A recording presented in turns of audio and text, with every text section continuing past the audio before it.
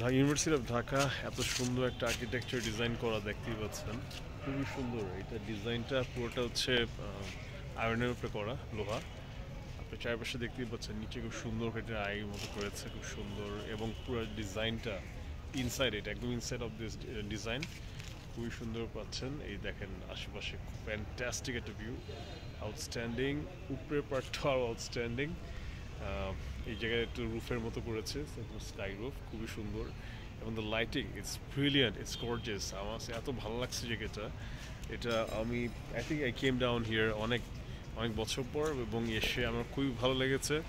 It's really a good icon in Dhaka, university of Dhaka.